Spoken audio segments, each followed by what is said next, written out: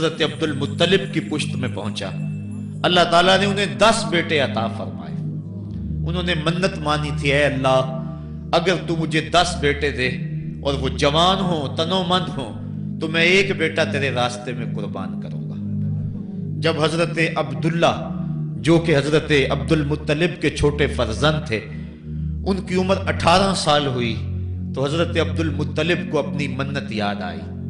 انہوں نے اپنے 10 بیٹوں کو بلایا، کہا بیٹا میں نے کعبہ کے رب سے یہ وعدہ کیا ہے کہ اللہ مجھے اگر 10 بیٹے دے گا تو میں ایک بیٹا اللہ کی راہ میں قربان کروں گا۔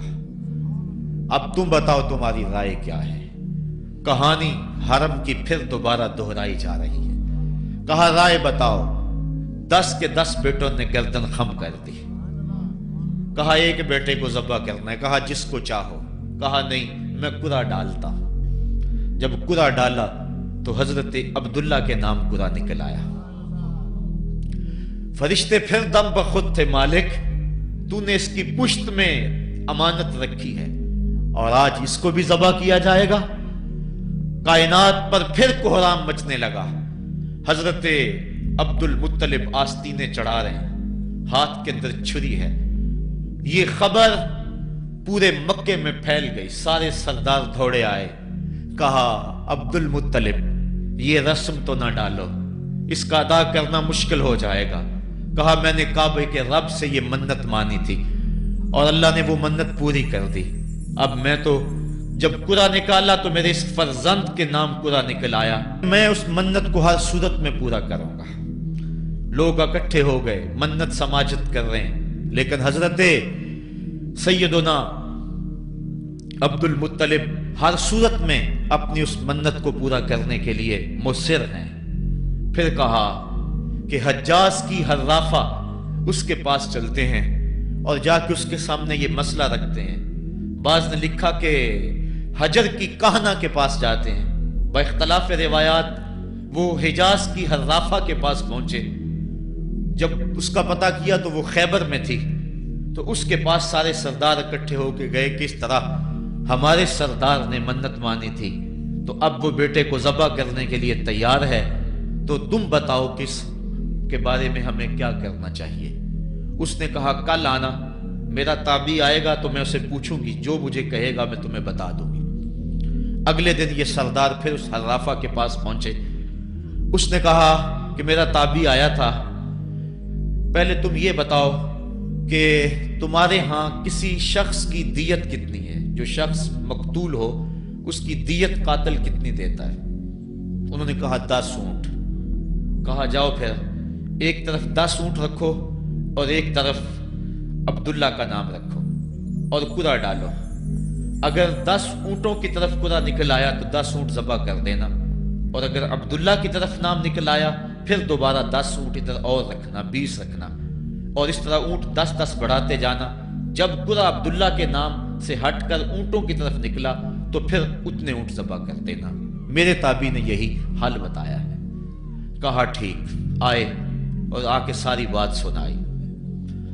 10 اونٹ ایک سمت رکھے گئے اور حضرت عبداللہ کا نام ایک سمت رکھا گیا۔ جب قرعہ نکالا تو حضرت عبداللہ کے نام نکلا۔ پھر 20 اونٹ رکھے گئے، پھر قرعہ نکالا تو حضرت عبداللہ کے نام نکلا۔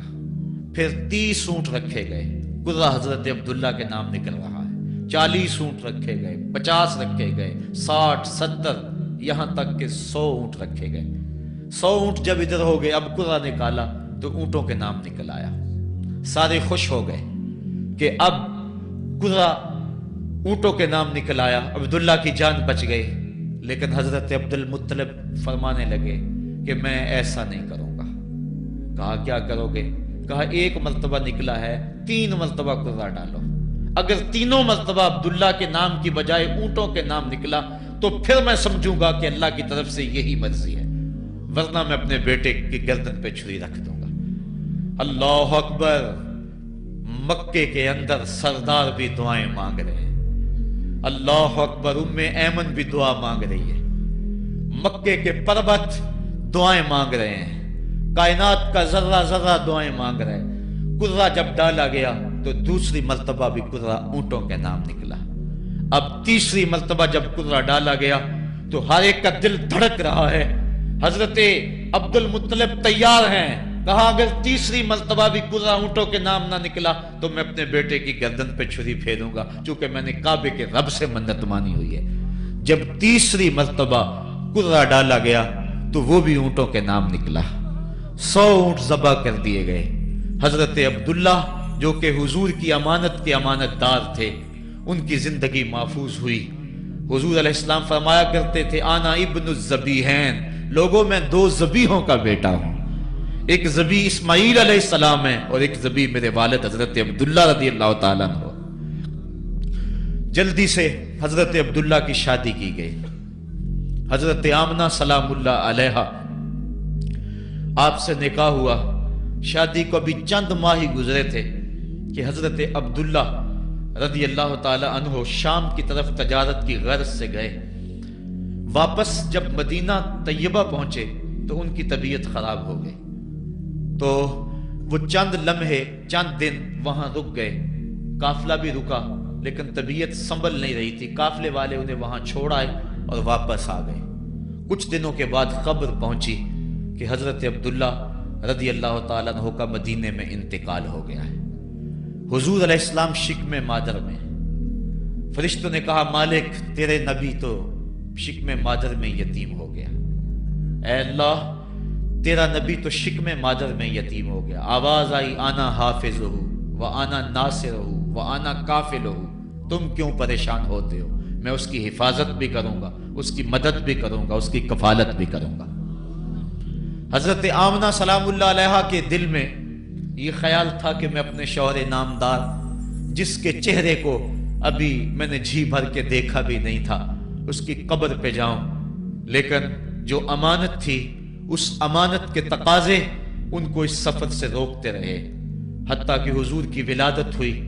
آقا کریم کی عمر جب 6 سال ہوئی تو اب ان کے دل میں یہ جذبے اور یہ احساس اجاگر ہوا اور یہ جذبہ بڑھ گیا کہ میں جاؤں اور اپنے شوہر نامدار کی قبر پہ حاضر ہوں. حضرت آمنہ سلام اللہ علیہا آپ اپنے نونہال فرزند کو لے کر ام ایمن جو کہ حضرت عبداللہ کی کنیز تھیں ان کو لے کر آپ پہنچے مدینہ المنورہ. کچھ عرصہ گزارا.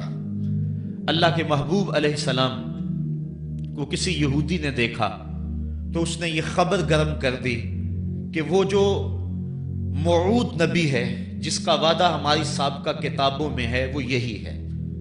لوگ جوق در جوق دیکھنے آنے لگے. تو حضرت آمنہ پریشان ہوئی اور جلدی سے وہ مکے کی طرف عازم سفر ہوئی. ابھی مکے سے 150 کلومیٹر کا فاصلہ باقی تھا کہ ابوا کے مقام پر حضرت آمنہ سلام اللہ علیہا کو سخت بخار ہو گیا اور حضرت آمنہ سمجھی کہ یہ میرا بخار جان لیوا ثابت ہوگا. تو انہوں نے ام ایمن کو بلایا. کہا لگتا ہے کہ یہ بخار میری موت کا باعث بنے گا.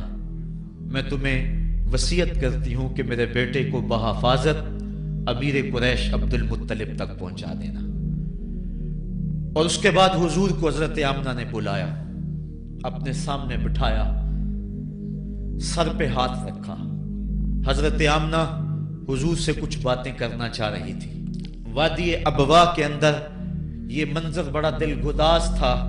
حضرت آمنہ نے اب حضور کے سر پہ ہاتھ رکھا اور روتے ہوئے کہا، آنکھیں چھلکنے لگی. کہا بیٹا ہر نئی چیز نے پرانی ہو جانا ہے اور ہر باقی نے فنا ہو جانا ہے. میں بھی جا رہی ہوں وذکر باک و ولد تو تہرا، لیکن سنو میرا ذکر نہیں مٹے گا. میں تیرے جیسا پاکیزہ بیٹا چھوڑ کے جا رہی ہوں. یہ آخری لفظ تھے حضرت آمنہ سلام اللہ علیہا کے. اس کے بعد حضرت آمنہ سلام اللہ علیہا آخری ہچکی لی اور حضور سے ماں بھی جدا ہو گئی. آقا کریم علیہ السلام نے اپنی والدہ کو وہاں دفن کیا ام ایمن کے ساتھ مل کے جیسے بھی ہو سکا. وہ کیا کسی نے کہا تھا تجھے کن پھولوں سے ہم کفن دیں، تو جدا ہی ایسے موسموں میں ہوا جب درختوں کے ہاتھ پھولوں سے خالی تھے. آقا کریم کی آنکھیں چھم چھم برس رہی ہیں.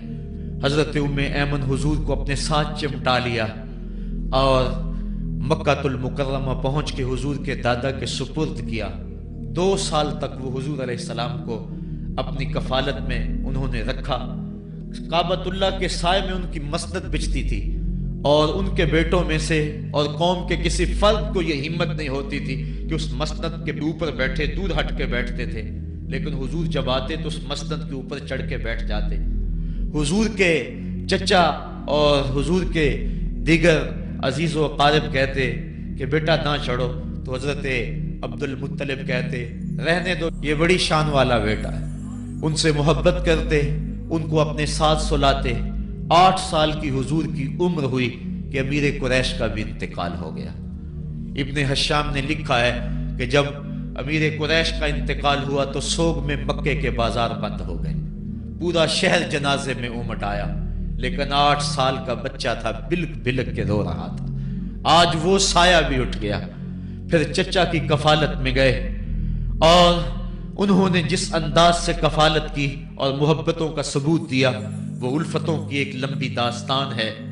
40 سال کی عمر ہوئی تو اللہ تعالیٰ نے حضور علیہ السلام کو نبوت کی ذمہ داریوں کے اعلان اور لوگوں تک پیغام حق کے ابلاغ کا حکم دیا۔ آقا کریم علیہ السلام جب پیغام حق لے کر میدان میں آئے تو گلی کوچوں اور بازاروں کے اندر مخالفتیں، نکتہ چینیاں، ناموافق حالات کے جکڑ اور مخالفتوں کی آندیاں چلنے لگیں۔ ابھی آپ سن رہے تھے کہ حضرت بلال حبشی کے ساتھ کیا سلوک کیا جاتا رہا، کس انداز کے ساتھ ان کے سینے پہ پتھر رکھ دیا جاتا۔ حضرت خباب بن ارد کے ساتھ کون سا سلوک کیا جاتا رہا، کون کون سے دکھ تھے جو روانہ رکھے گئے۔ حضرت زنیرہ ان کے گلے کے اندر کوڑا ڈال کر کوڑے کی رسی کو تاؤ دیے گئے، یہاں تک کہ ان کی آنکھیں باہر آ گئیں اور آنکھوں کی روشنی جاتی رہی۔ ابو جہل بولا اب بلانا اپنے محمد کو جو تیری آنکھوں کی روشنی کو واپس کرے۔ زنیرہ نے ہاتھ پھیلا لیے اور کہا عرش کے رب، میں ان آنکھوں کا نور کیا میرے بدن کے ٹکڑے ٹکڑے ہو جاتے، کبھی بھی تیرے سے زندگی نہ مانگتی، لیکن اب تیرے نبی کی عزت کا سوال ہے، میری آنکھوں کی روشنی واپس کر دے۔ روایات میں آتا ہے کہ اللہ نے حضرت زنیرہ کی آنکھوں کی روشنی واپس کر دی۔ تکلیفیں آئیں، دکھ آئے۔ مکے کے چوک کے اندر حضرت سمیہ کو نیزہ مار کر ابو جہل نے شہید کیا۔ یہ اسلام کی پہلی شہیدہ تھی جن کا خون مکے کے ریگزار کے اندر گرا۔ حضرت یاسر کو شہید کیا گیا۔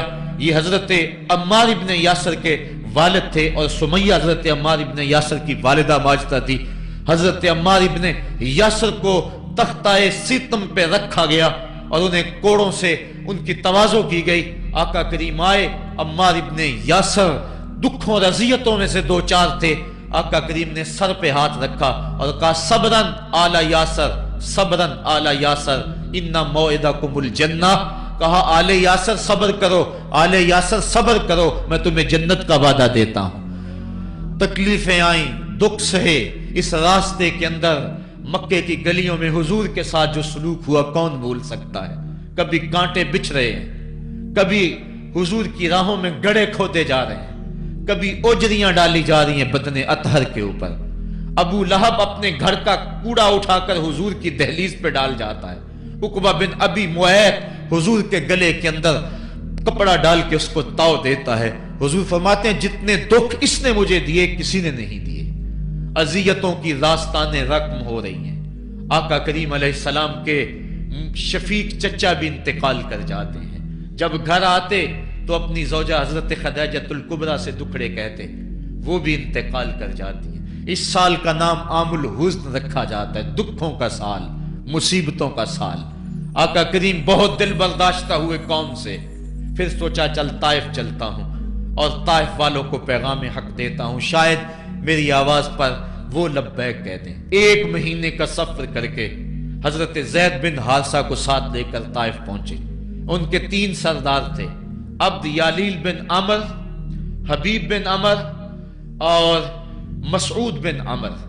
ان کے پاس جا کر پیغام حق دیا، کہا تمہاری بھلائی کا سندیشہ لے کر بڑی دور سے چلا ہوں، میری دعوت کو قبول کر لو، دنیا میں بھی کامیابی आखिरत में भी कामरानी तुम्हारा मुकद्दर होगी।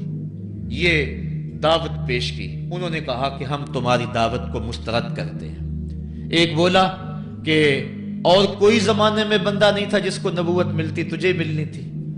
किसी ने कुछ कहा, ताने दिए, दिल दुखाया हुजूर का। आका करीम ने फरमाया, इस फाल तुम मा फाल तुम फक तुम अलैया, तुमने जो मुझसे कहा सो कहा, तुमने जो मेरे साथ सलूक किया वो तुम्हारी मर्जी।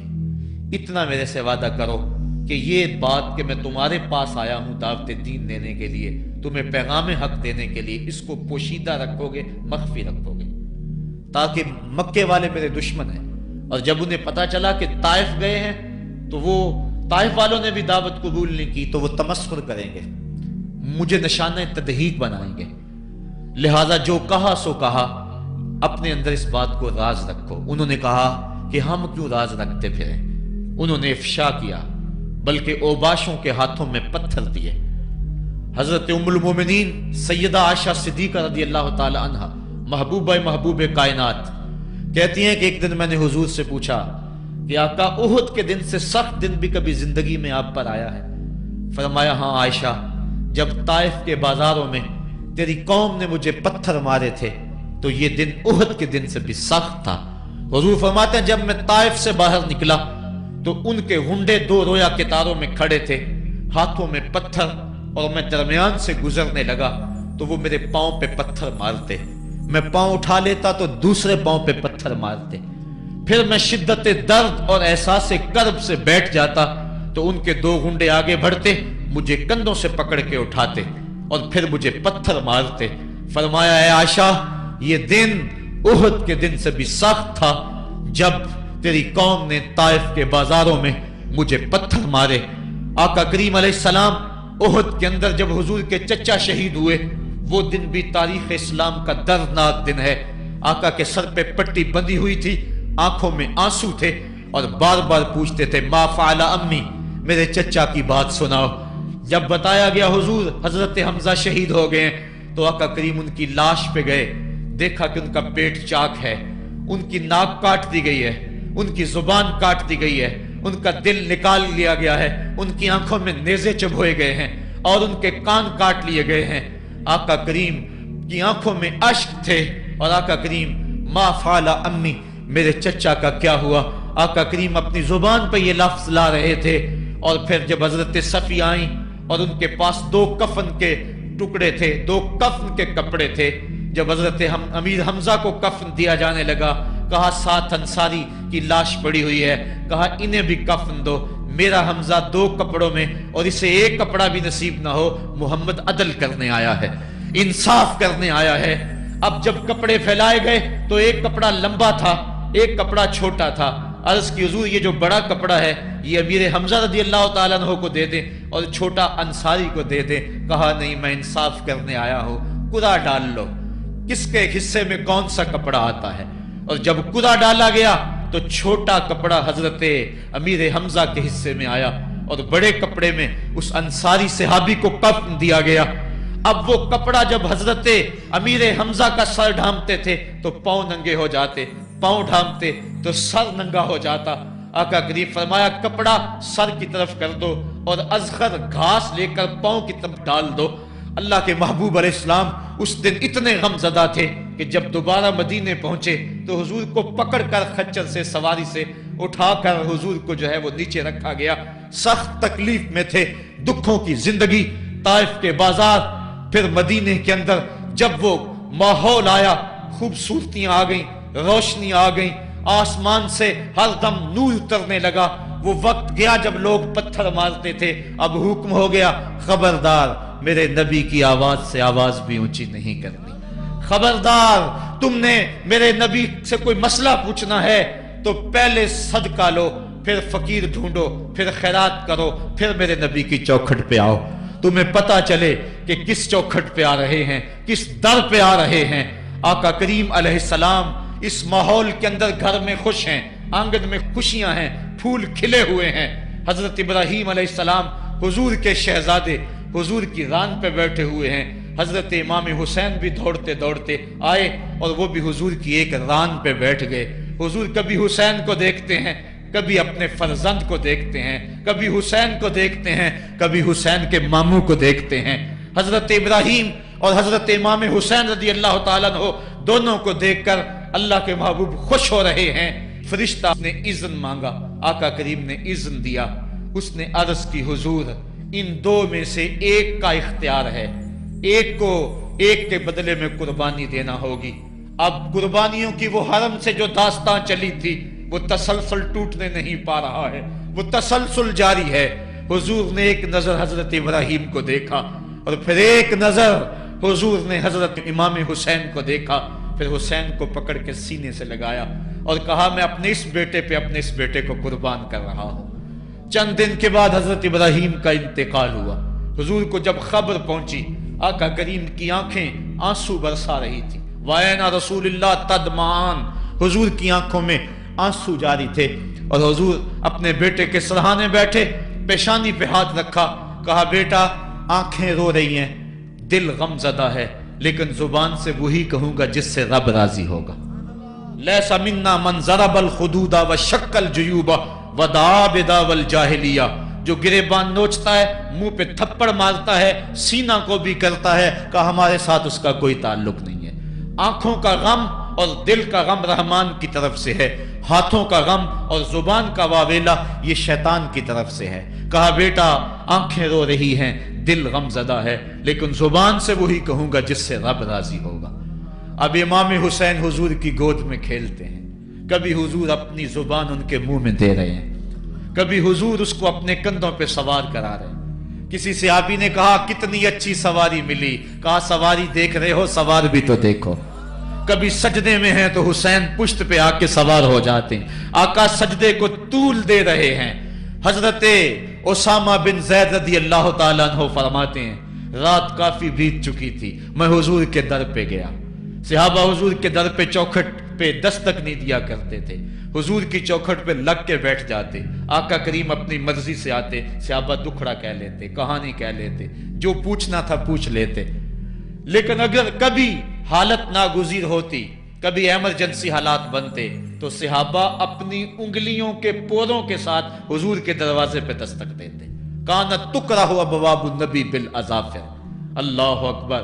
حضور تشریف لائے، حضور سے حاجت کہی۔ یہ 14ویں صدی کی مصیبت ہے کہ نبی سے مانگنا نہیں چاہیے، اگر نبی سے نہیں مانگنا تو کس سے مانگے؟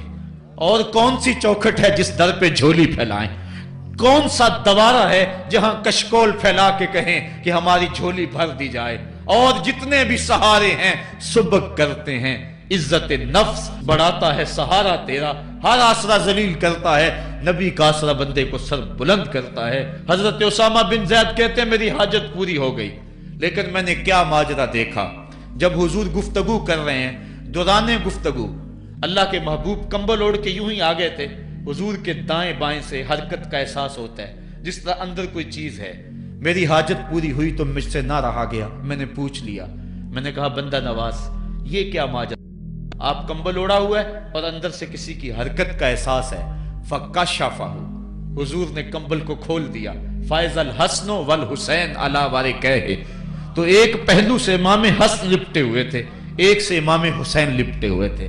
کہا یہ میرے بیٹے ہیں، یہ میری بیٹی کے بیٹے ہیں، اے اللہ میں ان سے پیار کرتا ہوں، تو بھی ان سے پیار کر، اور جو ان سے پیار کرے میرے مالک تو اس سے بھی پیار کر۔ اور ایک دن فرمایا حسین منی وانا من الحسین، لوگو حسین مجھ سے ہے اور میں حسین سے ہوں۔ لمحے بیتتے گئے، پھر وہ جان گداز لمحے بھی آئے جب صحابہ کی چیخیں نکل رہی تھی، جب مسجد نبوی اجڑ رہی تھی، جب حجرہ عائشہ کے اندر اللہ کے محبوب اپنے رب کے ہاں جانے کی تیاریاں کر رہے تھے، جب سیدہ فاطمہ کے لبوں پہ یہ لفظ تھے سبت علیہ مصائب لو سبت علی الارض سرنا لیالیا، میرے اوپر اتنی مصیبتیں پڑی، اگر یہ دنوں پہ پڑتی تو وہ بھی کالی راتیں بن جاتے۔ حضور علیہ السلام کا جب جسد اطہر اٹھا تو صحابہ کی جو حالت تھی وہ اس انداز سے کہ صحابہ کے کلیجے پھٹ رہے تھے، روحیں گداز ہو رہی تھی، ایک ہاتھ اٹھا کے دعا مانگ رہا تھا اللہم اذہب بصری حتی لا ارا بعد حبیبی محمد احدا، اے اللہ مجھے اندھا کر دے، مجھے اندھا کر دے، مجھ میری آنکھوں کی بینائی اچک لے، تیرا محبوب تہے مزار چلا گیا، میں نے آنکھوں کی روشنی کو کیا کرنا ہے۔ وہ دن بھی آئے، حضرت سیدنا صدیق اکبر کا کلیجہ بھی پگھل رہا ہے، وہ بھی غم رسول میں رو رہے ہیں، صحابہ تڑپ رہے ہیں۔ وہ اونٹنی، غصبہ نامی اونٹنی جس پہ حضور سواری کرتے تھے، وہ حضرت فاطمہ کے دروازے کے اوپر سر رکھ کے رو رو کے مر گئی۔ جب محبوب نہیں رہے تو ہم نے جی کے کیا لینا ہے۔ کائنات اجڑ گئی، جہان میں جو ہے وہ ہر سمت اندھیرا ہی اندھیرا چھا گیا، لیکن روشنی کے ٹمٹماتے ہوئے چراغ آج بھی روشن ہیں، جن کو دیکھ کر مصطفیٰ یاد آتے ہیں۔ لوگ ان شہزادوں کو دیکھ لیتے ہیں اور حضور کی یاد کو تازہ کر لیتے ہیں۔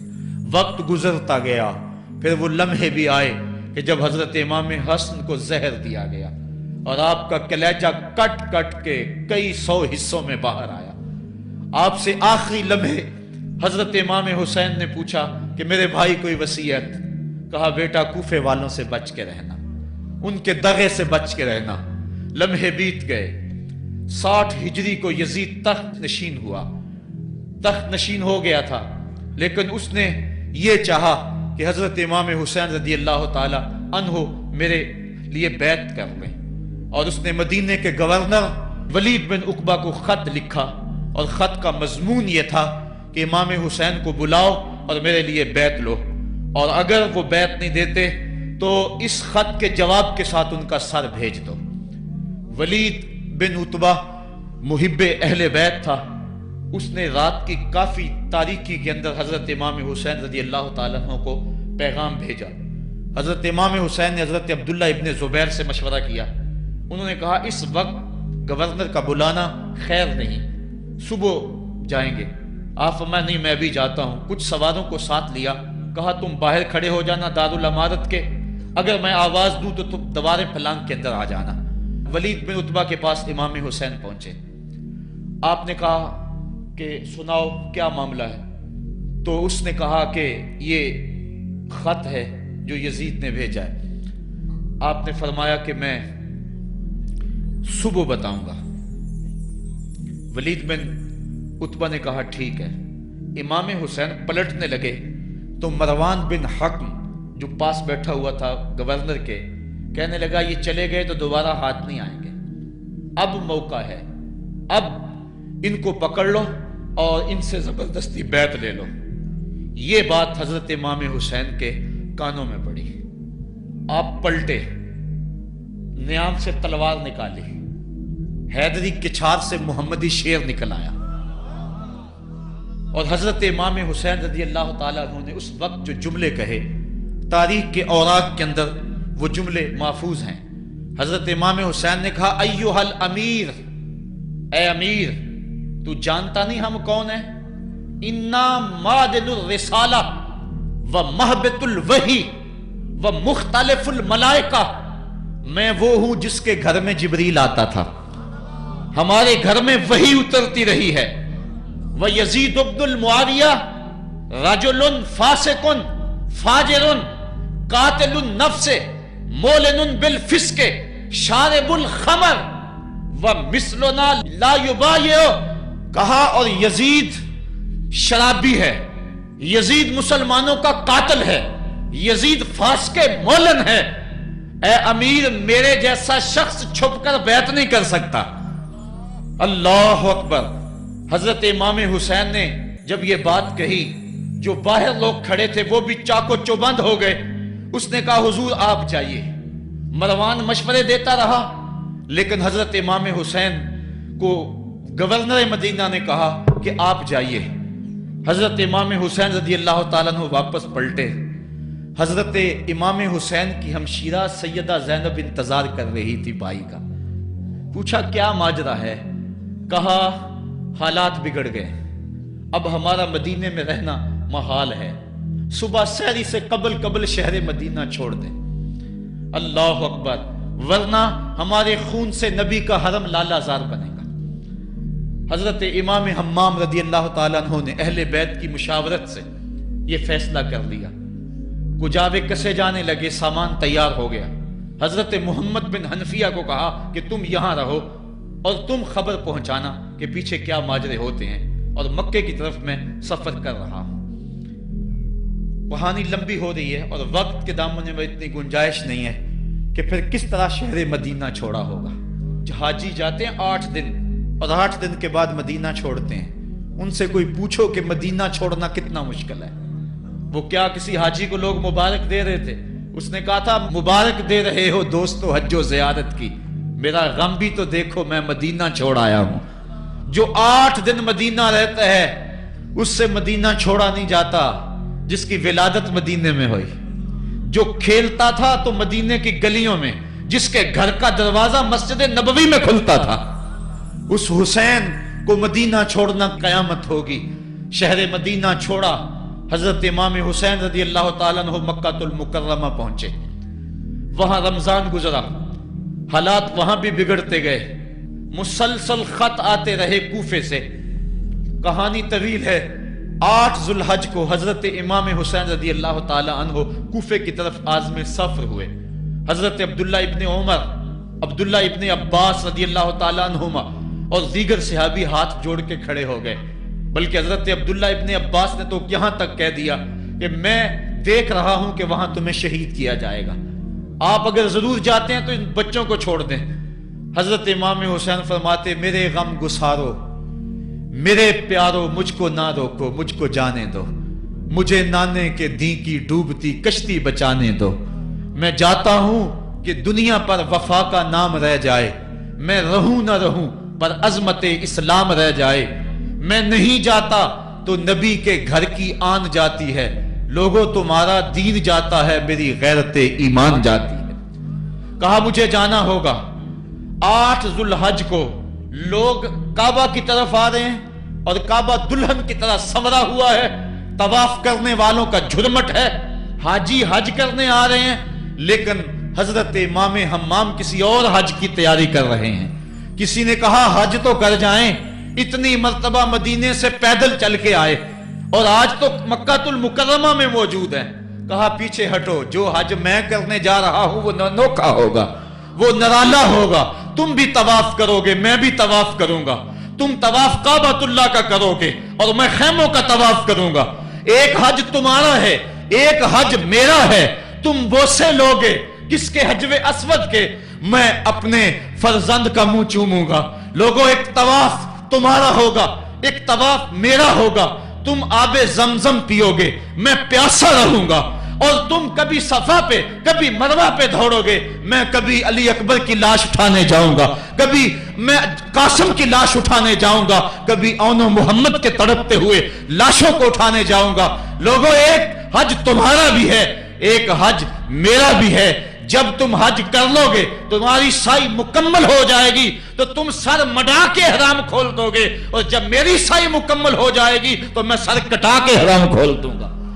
تم سفید احرام پہنو گے، میں سرخ احرام پہنوں گا. اور وہ حج قیامت تک کے آنے والے حجوں کی آبرو ہوگا. حسین اگر نہ شہید ہوتا تو آج گھر گھر یزید ہوتا. اسلام کی عظمت عیاں نہ ہوتی، خدا کے گھر میں اذان نہ ہوتی. بار الہا نوحہ سناتا پھرتا، تا روز جزا اشک بہاتا پھرتا. امداد نہ کرتے اگر کربلا میں حسین، اسلام تیرا ٹھوکریں کھاتا پھرتا. کربلا کی تپتی ہوئی ریگزار میں حضرت امام حسین نے جبر و ظلم کے خلاف جس قوت سے کھڑے ہو کر عظیمت کی داستان رقم کی. 10 محرم کا دن تھا، جمعے کا یوم سعید تھا. بھیچ کربلا کے میدان میں دوپہر کے وقت جب نبی کا خاندان اجڑ رہا تھا، ایک ایک کلی اس چمن کی کٹ رہی تھی. 72 افراد 22,000 کے لشکر جرار کے مقابلے میں کھڑے تھے. وہ یزید جس نے اس کے علاوہ بھی بڑے جرم کیے، جس نے جو ہے وہ 1700 صحابہ کو مکہ المکرمہ میں شہید کیا، جس نے 700 حفاظ کرام کو شہید کیا، جس نے حضرت ابو سعید خضری کی داڑھی نوچ لی، جس نے مدینے کے اندر مسجد نبوی کے اندر گھوڑے باندھے، جس نے جو ہے وہ 3 دن تک مسجد نبوی کے اندر اذان نہ ہونے دی، وہ یزید آج کربلا کے تپتے ہوئے ریگزار کے اندر آل رسول کے ساتھ ظلم کی وہ داستان رقم کر رہا تھا کہ قیامت تک آنسو سسکیاں نہیں تھمنے پائیں گی. یزید مر گیا اس کا نام مٹ گیا، اس کا تشخص مٹ گیا، لیکن حسین کا نام آج بھی زندہ ہے، اس کا پیغام آج بھی زندہ ہے۔ یہ ہزاروں کا مجمع، یہ امٹتے ہوئے محبتوں کے جذبات، یہ آنکھوں کا آنسوؤں کا خراج دینا، کیا یہ حسین ابن علی کی زندگی کی دلیل نہیں ہے؟ کون ہے جو یزید کا نام لیتا ہو؟ آج اگر کوئی یزید کا نام لیتا بھی ہے تو سر جھکا کے لیتا ہے۔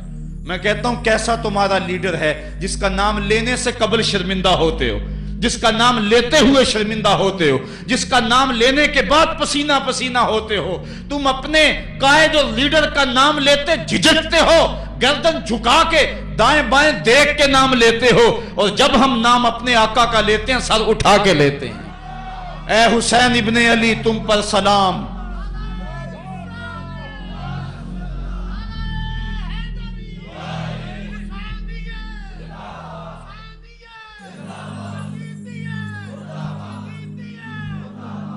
صاحبو، کربلا کا تپتا ہوا منظر ہے، اتنے دکھ آ گئے۔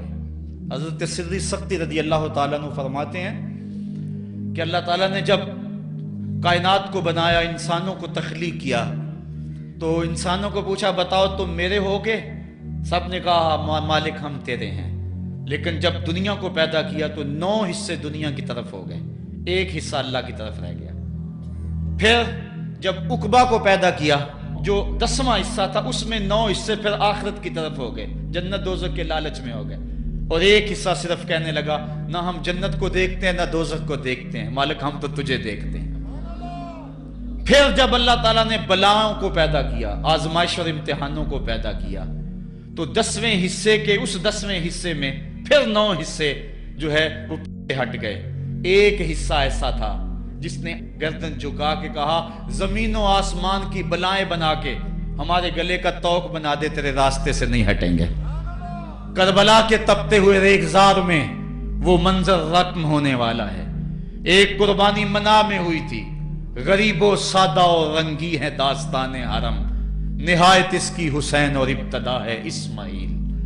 وہاں دمبا آ گیا، آگے 100 اونٹ آ گئے، اور آج اللہ اکبر، حضرت امام حسین کربلا کے تپتے ہوئے ریگزار میں 22,000 کے لشکر کے سامنے کھڑے۔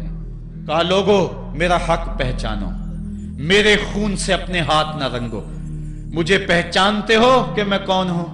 کہا لوگو جلدی نہ کرو، میرے حق کو پہچانو، اس وقت روئے زمین پر کسی نبی کی بیٹی کا بیٹا موجود نہیں ہے۔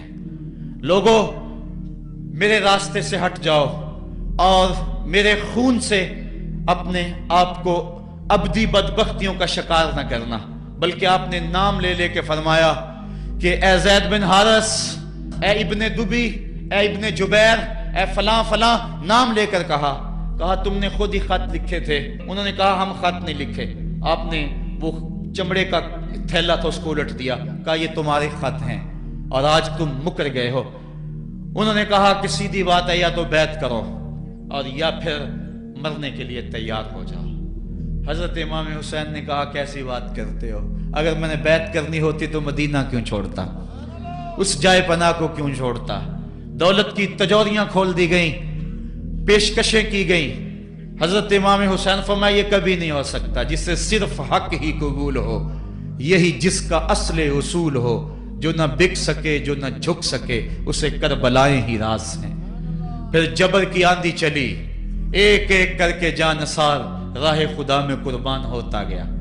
پھر خاندان نبوت کی باری آئی، حضرت علی اکبر، حضرت امام حسین کے جوان سال بیٹے راہ خدا میں جان پیش کرتے ہیں، بھتیجے قاسم رضی اللہ تعالیٰ عنہ جان قربان کرتے ہیں، حضرت عباس کے قلم ہوتے ہیں بازو، جو خود جا سکتے تھے وہ خود قربانی پیش کرتے ہیں۔ اور صاحبو اب یارہ نہیں، جو خود جا نہیں سکتے تھے آپ خود ہاتھوں پہ اٹھا کے فرات کے کنارے پہ لے جاتے ہیں۔ کہا جو آ سکتے تھے وہ تو قدموں پہ چل کے آ گئے، اور جو قدموں پہ نہیں چل سکتے تھے میں انہیں اٹھا کے لے آیا ہوں۔ پھر ایک 2 شاخہ تیر ہلکے اصغر میں پیوست ہوتا ہے، خون چلو میں دے کر آسمان کی طرف اچھالتے ہیں، اور پھر اللہ کی بارگاہ میں عرض کرتے ہیں ربنا تقبل منا ھذا القربان، میرے مالک حسین کی یہ قربانی بھی قبول فرما لے۔ یہ کام آسان نہیں ہے، जिगर पारा हाथों में तड़प के ठंडा हो जाए और फिर भी सब्र का मुजाहरा किया जाए और अल्लाह की रिजा पे राजी हो जाए। अब हजरत इमाम हुसैन रजी अल्लाह ताला अन्हु तन्हा रह गए, एक एक को रुखसत कर रहे थे शहादत का दूल्हा बनाकर, लेकिन अब इमाम हुसैन को रुखसत करने वाला कोई मौजूद नहीं है। आप घोड़े पे सवार हुए, मैदान करबला की तरफ फेर लगाई। खेमे के अंदर जो खवातीन थी वो जानती थी जो इस रास्ते गया फिर पलट के नहीं आया, उसकी लाश हजरत इमाम अपने कंधों पे उठा के लाए हैं। अब इस हुसैन इब्ने अली की लाश कौन उठाएगा? कहा सबने के हुसैन ना चाहिए, कहा मैं नाने के दीन के लिए जा रहा हूं। मैदान अमल में गए, तेगे बरा चमकी, लोगों के सर काट रही है, आवाज आ रही है ये कौन जी वकार है, बला का शाह सवार है, लिबास है फटा हुआ, गुबार से अटा हुआ, लख्त लख्त कटा हुआ, फिर भी है डटा हुआ, तमाम जिसमें नाजनी छिदा हुआ कटा हुआ, फिर भी है डटा हुआ, ये नबी का नूरे ऐन है, ये बिल यकीन हुसैन है। हुसैन इब्ने अली ने करबला के तपते हुए रेगजार के अंदर वो अजीमत की दास्तान रकम की और फिर बोछार तीरों की, एक तन्हा सैयद ज़ादा और हजारों तीर चारों समत से उनके ऊपर बरसने लगे। किसी ने नेजा मारा, किसी ने तीर मारा। जब हजरत इमाम हुसैन घोड़े की जीन से नीचे उतरे तो उस वक्त आपके बदन पर 33 जख्म तलवारों के थे, 34 नेजे के अनिया आपके जिस्म के अंदर खुबी हुई थी। और मुहतात रिवायात के मुताबिक जब बाद में आपका पैराहन उतारा गया तो उसके अंदर 113 सुराख तीरों के निकले और वो तीर जिस्म में पैवस्त थे। और जब घोड़े की जीन से फर्शे जमीन पर गिरे, लगा जिस तरह रेहल से कुरान गिर गया हो। हजरत इमाम हुसैन रज़ी अल्लाह ताला अन्हो जब घोड़े की जीन से फर्शे जमीन पर गिरे तो वो जो तीर जिस्म में खुबे थे वो और पैवस्त हो गए, खूने मुश्कबू रेत के जर्रों पे बहने लगा। गोया इस्लाम का दिल धरती के ऊपर है, कायनात राशे में आ गई, करबला की धरती का कलेजा कांप रहा है। हजरत उम्मे सलमा को हुजूर ने करबला की मट्टी दी, कहा जब ये खून बन जाए तो समझ लेना कि मेरा हुसैन शहीद कर दिया गया है। वो मदीने के अंदर ख्वाब देखती हैं कि आका करीम अलैहिस्सलाम दाढ़ी मुबारक के अंदर गर्द मुबारक पड़ी हुई है और बाल उलझे हुए हैं, घबरा के उठ खड़ी हुई कि क्या माजरा है। और जल्दी से उस शीशी को देखा तो वो शीशी का जो मट्टी रखी हुई थी वो खून बन गया था। और आपने कहा अहले मदीना सुन लो, हजरत इमाम शहीद कर दिए गए हैं। इधर इमाम हुसैन खून और खाक के अंदर तड़प रहे हैं और आपके जिस्म नाजुक पर बर्छियों, तेगों और तलवारों के साथ जो है वो लोग वार कर रहे हैं। सनान बिन अंस नखी आगे बढ़ा लेकिन सर काटने की हिम्मत ना पड़ी, उसने नेजा मारा और आपके गले के करीब वो नेजा पार कर गया और खून का फवारा फूटा। जरा बिन शुरैक ने आपकी पेशानी पे नेजा मारा, आप घबरा के गिरे, उठे और फिर गिर गए और फिर आपने अपनी पेशानी सजदे में रख दी। अपना खून जो था वो चेहरे पे मल लिया। हुसैन ने सुर्ख रंग के खून का जो खजाब था वो अपने दाढ़ी पे लगा लिया कि कल मैं अपने नाना को ये रंगत भी दिखाऊंगा। हरम की वो दास्तां जो मना से शुरू हुई थी आज उसकी तकमील हो रही है। वो गरीब और सादा और रंगीन दास्तां हजरत इमाम हुसैन रकम कर रहे हैं। खून से दाढ़ी रंग गई और आपके माथे के ऊपर ज़रा बिन शुरैक ने वो जो नेजा मारा था उससे आप संभल न सके, उठ के फिर नीचे गिरे, पेशानी को सजदे में रखा और सजदे में रख के अल्लाह की बारगाह में आखिरी लफ्ज जो मेरे इमाम की जुबान से निकले दिलों की तख्तियों पे नोट कर लो और देखो। अल्लाह ताला के बंदे हजरत खलील ने दुआ मांगी थी, ऐ मेरे मालिक, ऐ मेरे मालिक, मैं इस जगह पे अपनी ज़ुर्रियत औलाद को छोड़ के आबाद करके जा रहा हूँ और दुआ करता हूं कि वो नमाज को कायम रखें। आज उस दुआ की तकमील का मंजर लोगों के सामने है कि 113 तीर जिस्म में खुबे, 34 तलवारों के घाव और वो भी रावी कहते हैं कि एक एक घाव में कितनी कितनी तलवारों के जख्म थे और नेजे की अनिया जिस्म में खुबी हुई थी। आपके कलेजे के अंदर नेजे की अनी को तोड़ दिया गया था।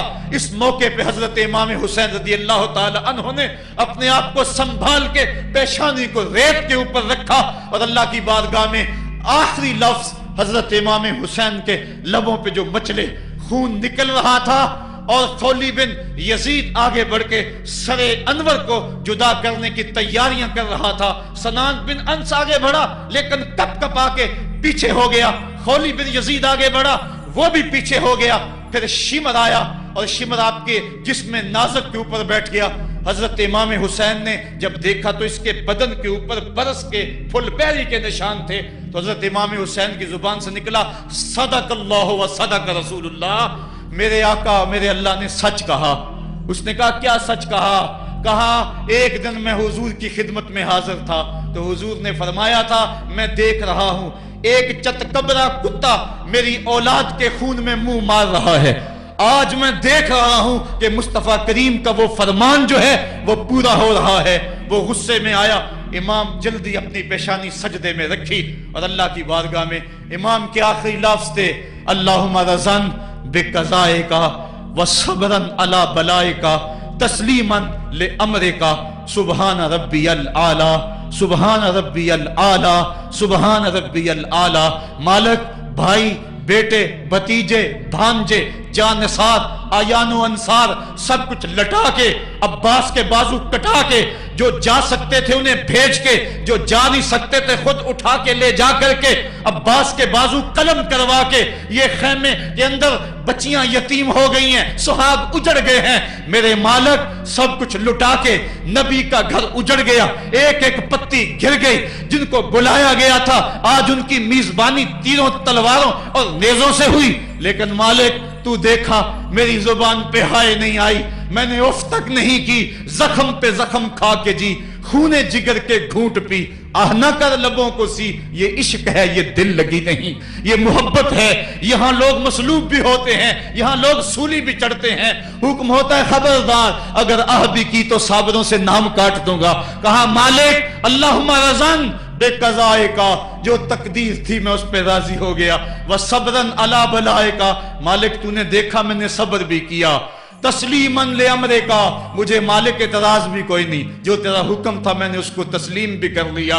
سبحان ربی الاعلی, مالک تو بڑا ہے, تو بڑا ہے. حسین سب کچھ لٹا کے, بچے کٹا کے, بازو کٹا کے, گھر اجاڑ کے مالک تیری بارگاہ میں حاضر ہو رہا ہے اور اتنا کچھ کرنے کے باوجود بھی تیرے پہ راضی ہے.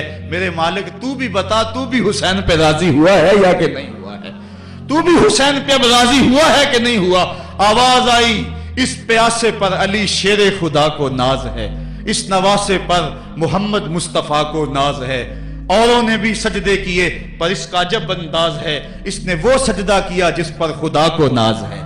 اے حسین ابن علی تم پر سلام, میرے ساتھ مل کے کہہ دو, اے حسین ابن علی تم پر سلام, اے حسین ابن علی تم پر سلام.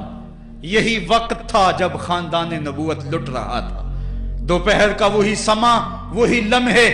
ان ہواؤں کو ہاتھ جوڑ کے کہو ہمارا سلام کربلا والے آقا کے حضور پہنچا دے, اور عرض کرو اے حسین ابن علی تم پر سلام, نازش آل نبی تم پر سلام, تم پہ لاکھوں رحمتیں لاکھوں سلام.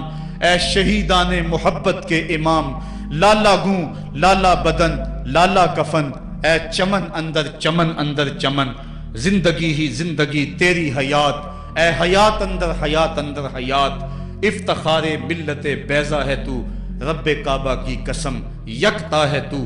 فخر کا دل میں دریچہ باز کرنا چاہیے, جن کا تو آقا ہے ان کو ناز کرنا چاہیے. ہم واہ حسین والے ہیں, آ حسین والے نہیں ہیں. واہ حسین تیری عظمتوں کو سلام. کو ہمالیہ کا کلیجہ بھی پھٹ جاتا, شک ہو جاتا, لیکن اتنے زخم کلیجے پر جوان بیٹے کی لاش کو کندھوں پہ اٹھا کے لانا کوئی مذاق تو نہیں ہے. حضرت امام حسین نے جبر کے خلاف کھڑے ہو کر قیامت تک کے لیے راہ عمل چھوڑا. حضرت اقبال خراج پیش کرتے ہیں, آ امام عاشقاں پورے بطول, سروے آزاد دبستان رسول. اللہ اللہ بائے بسم اللہ پدر, مانائے ذبح عظیم آیت بسر. سرخ رو عشق غیور از سونہو, شوخی این مصرع از مضمونہو. تا قیامت قطع استبداد کرد, موج خونہو چمن ایجاد کرد. اقبال کہتا ہے کہ عشق غیور کے چہرے پہ جو سرخی اور بانکپن ہے وہ حسین ابن علی کے خون کا صدقہ ہے. قیامت تک کے لیے جبر کے خلاف جتنی بھی قومیں اٹھیں گی اور جتنے بھی لوگ میدان عمل میں آئیں گے، میں ہر سال کہا کرتا ہوں کہ سب کا قائد حسین ابن علی ہوگا۔ مہاتما گاندھی نے جب اپنی قوم کو کہا برطانوی سامراج کے خلاف کھڑے ہو جاؤ، اور قوم سے خطاب کرتے ہوئے مہاتما گاندھی ہندو نے کہا کہ تم کہو گے وہ حکومت جس کی سلطنت میں سورج طلوع اور غروب بھی ہوتا ہے، اس سے ٹکرانا حماقت ہے، خودکشی کرنے کے مترادف ہے، لیکن اس کے باوجود میں کیوں کہہ رہا ہوں کہ اس سامراج کے خلاف کھڑے ہو جاؤ؟ مہاتما گاندھی نے کہا تھا اس لیے کہ میرے سامنے حسین ابن علی کا کردار موجود ہے۔ آج پوری دنیا کے اندر ظلم اور جبر کی ہوائیں چل رہی ہیں، اور اس وقت امت مسلمہ کو کردار حسین ادا کرنے کی ضرورت ہے۔ اگر ہم نام حسین ابن علی کا لیں اور کرتوتیں اور لچھن سارے یزید والے ہوں، تو یہ لفظ لفظ، حرف حرف اور قدم قدم حضرت امام حمام سے منافقت ہے۔ آؤ اگر میں نام حسین لیتا ہوں تو گھر بھی اجڑ جائے، حق کا پرچم کبھی نہ گرنے دوں۔ میں اور آپ اس عزم کے ساتھ میدان عمل میں اتریں۔ ادارۃ المصطفیٰ کسی تنظیم کا نام نہیں، یہ ایک فکر کا نام ہے، ایک تحریک کا نام ہے، ایک مشن اور ایک انقلاب کا نام ہے، یہ روحوں میں ہلچل پیدا کرنے کے جذبوں کا نام ہے، یہ مصطفیٰ کریم کے در پہ سلامی دینے کا نام ہے، یہ اپنا سب کچھ مصطفیٰ جان رحمت پہ قربان کر دینے کا نام ہے۔ آؤ ادارۃ المصطفیٰ کے پلیٹ فارم پہ آپ میدان عمل پہ نکلیں۔ حضرت امام حسین نے اسلام کے گرتے ہوئے پرچم کو تھام لیا، اور جبر کی آندھیوں کے مقابلے کے اندر بھی اس پرچم کو خم نہیں ہونے دیا۔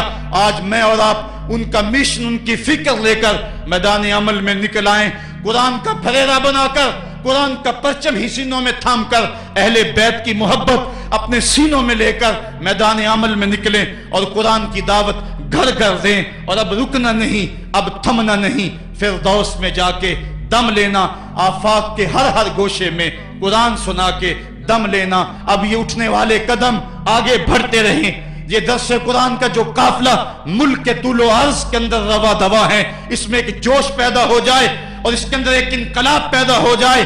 کوئی گھر ایسا نہ رہے، کوئی بستی ایسی نہ رہے، کوئی کان ایسا نہ رہے جس کان تک قرآن کا نغمہ نہ پہنچنے پائے۔ ادارۃ المصطفیٰ کے جوان سال مبلغ گلی گلی کوچے کوچے پھیل جائیں، اور جو داعی ہیں، دعوت دینے والے ہیں، اگر وہ خود پیغام پہنچا سکتے ہیں تو اشہد بلال عند اللہ اشہد، بلال کی اشہد بھی اللہ کو قبول ہے۔ وہ ٹوٹے پھوٹے لفظ لے کر میدان عمل میں نکل آئیں، ورنہ وہ سیڈیز لے لیں، وہ اور کتب لے لیں، وہ دین کا نعرہ لے لیں، وہ پیغام حق لے لیں، اور گلی گلی کوچا کوچا اسوہ شبیری اور نام حسین کی دہائی دیتے چلے جائیں۔